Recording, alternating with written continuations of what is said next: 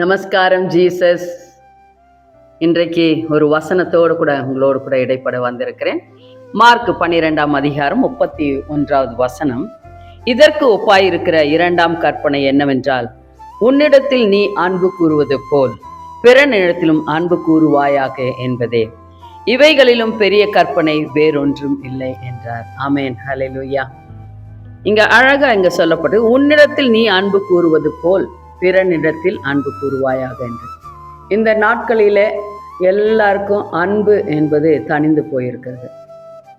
அவங்க மேலே என்ன பண்ண மாட்டேன்றாங்க, நேசிக்க மாட்டேன்றாங்க. நீ உன்னை முதலில் நேசித்தால் அப்பொழுது தான் நீ பிறனை நேசிக்க முடியும். இந்த நாட்களிலே எல்லாரும் 12 மணி நேரம் வேலை பண்ணுறீங்க, ராத்திரியெல்லாம் உட்காந்து வேலை பண்ணுறீங்க. உங்களுடைய உடல் மிகவும் சோர்வடைந்து பலவீனப்பட்டு கொண்டிருக்கிறது. அதை குறித்து நீங்கள் யோசிக்க மாட்டேன்றீங்க. அப்படியாக உங்களை நீங்கள் நேசிக்காத படிக்கு நீங்கள் வேலை வேலை என்று போய்கொண்டு இருந்தால் நாளைக்கு நீங்கள் சுகவீனமானால் உங்களுக்கு யாரும் இருக்க மாட்டார்கள். அதனால் உங்களை நீங்கள் நேசியுங்கள், முதலிலே உங்களை நேசியுங்கள். அப்படி நேசிப்பதற்கு உங்களுக்கு உதவி செய்கிறவர் ஒருத்தர் உண்டு, அவர் தான் இயேசு கிறிஸ்து.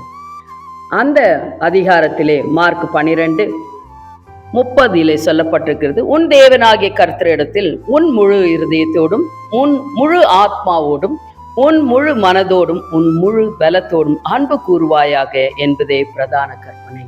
இப்போ நம்ம தேவனை முதலிலே அன்பு கூறும்பொழுது நீ உன்னை அன்பு கூற ஆரம்பிப்பாய். நீ உன்னை அன்பு கூறும்பொழுது கர்த்தருடைய அன்பு உனக்குள்ளாக இருந்து பிறனை நேசிப்பதற்காக உதவி செய்யும். அதனால இந்த நாட்களிலே எல்லா இடத்திலும் அன்பு தணிஞ்சு போயிட்டு இருக்குது. ஒருத்தர் பார்த்து பேசிக்கவே முடியல. கணவன் மனைவி ஒருத்தர் பார்த்து பேசிக்க முடியல. தாய் தகப்பன் பிள்ளைகளோடு கூட பேசிக்கொள்ள முடியல. அப்படியாக அவர்கள் வேலைகளிலே அதிகமாக என்ன பண்ணியிருக்கீங்க, ஈடுபட்டு ஒருத்தர் பார்க்காதபடிக்கு பாசங்கள், நேசங்கள், அன்பு எல்லாம் தணிந்து குறைந்து போயிருக்கிறது. வசனங்களுக்கு பஞ்சம் வருகிற காலம் உண்டு, ஆனால் இன்றைக்கு அன்பிற்கு பஞ்சம் வந்திருக்கிறது. அதனால் அநேக குடும்பங்கள் பிரிந்து போயிருக்கிறது, பிள்ளைகள் தங்களுடைய வழியில போயிருக்கிறார்கள். ஆனால் இன்றைக்கு நீங்கள் எல்லாரும் யோசிக்கும்படியாக நான் கேட்டுக்கொள்கிறேன். அன்பு மிகவும் முக்கியமாய் இருக்கிறது. அன்பு தான் எல்லாவற்றிற்கும் காரணமாய் இருக்கிறது. அதனால் தேவனை நீங்கள் முழு இருதயத்தோடு நேசிக்கும் போது உங்களை நேசிப்பீர்கள், நீங்கள் மற்றவர்களை நேசிக்க உங்களால் முடியும். ஆனால் இந்த காரியத்தை யோசிங்கள். கர்த்தர் உங்களை ஆசீர்வதிப்பாராக. கண்களை மூடி நம்மை ஜெபிக்கலாம். அப்பா பிதாவே, மக்கு ஸ்தோத்திரங்கள், நன்றிகள் கர்த்தாவே.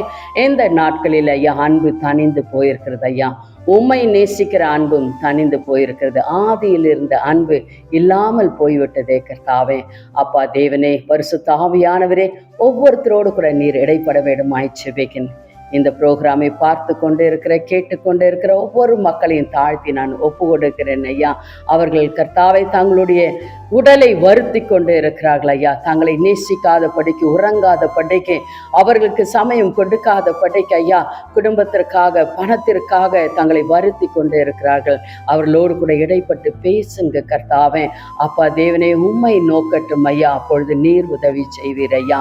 முதலிலே தேவனுடைய ராஜ்யத்தையும் நீதியும் தேடுங்கள், அப்பொழுது இவைகள் எல்லாம் உங்களுக்கு கூட கூட்டி கொடுக்கப்படும் என்று சொல்லி இருக்கிறீரே ஐயா.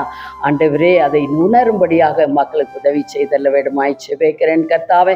வருத்தப்பட்டு கர்த்தாவை காரியங்களை செய்யாதபடிக்கு லேசாய் செய்யும்படியாக என்னுடைய தேவனிடத்தை நான் போனால் கண்டிப்பாக கர்த்தர் உதவி செய்வார் என்று சொல்லி இன்றைக்கு ஒவ்வொருத்தருடைய மனக்கண்களையும் திறக்க வேண்டுமாய் ஜெபிக்கிறேன் ஐயா.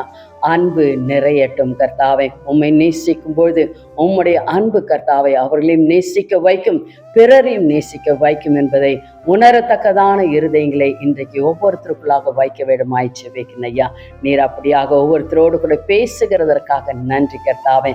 ஆண்டவரே, எல்லா குடும்பங்களும் அன்பில் நிறைந்தவர்களாக இருக்கட்டும் ஐயா. சகோதர சிநேகம் இருக்கட்டும், கணவன் மனைவிக்குள்ளாக நேசம் இருக்கட்டும். ஆண்டவரே, தாய் தகப்பன் பிள்ளைகளுக்குள்ளாக அன்பு கூறப்பட கடவர்கள் ஐயா. அப்படியாக அன்பிற்கு பஞ்சமில்லாத பட்டைக்கு நிறைவாய் இருக்கும்படியாகவும் சந்தோஷமாய் ஜீவிக்கும்படியாகவும் அவர்களை இன்றைக்கு கர்த்தாதி கர்த்தனை ஆசீர்வதிக்க வேண்டுமாய் ஜெபிக்கிறேன். பரிசுத்த ஆவியானவரே, நீர் பொறுப்பேற்றுக் கொண்ட கிருபைக்காக நன்றி செலுத்துகிறேன். ஸ்துதி கனம் மகிமை அனைத்து உமக்கு ஒருவருக்கே சேரட்டும். இயேசு கிறிஸ்துவின் நாமத்தினாலே ஜெபித்து ஜெயம் எடுக்கிறோம் எங்கள் அருமை பிதாவே. ஆமென். Praise the lord. நீங்கள் இந்த ப்ரோக்ராமை பார்த்து கொண்டு இருக்கிறீர்கள். என்னோடு கூட நீங்கள் தொடர்பு கொள்ள வேண்டும் என்று இருந்தால் கீழ்கண்ட நம்பருக்கு என்னை அழையுங்கள். நான் உங்களோடு கூட பேசுவேன். அநேகர் கால் பண்ணி ஜெபித்துக் கொள்கிறீர்கள். நன்றி. தொடர்ந்து இந்த நமஸ்காரம் ஜீசஸ் ப்ரோக்ராமை பார்த்து ஆசீர்வாதத்தை பெற்றுக்கொள்ளுங்கள். God bless you.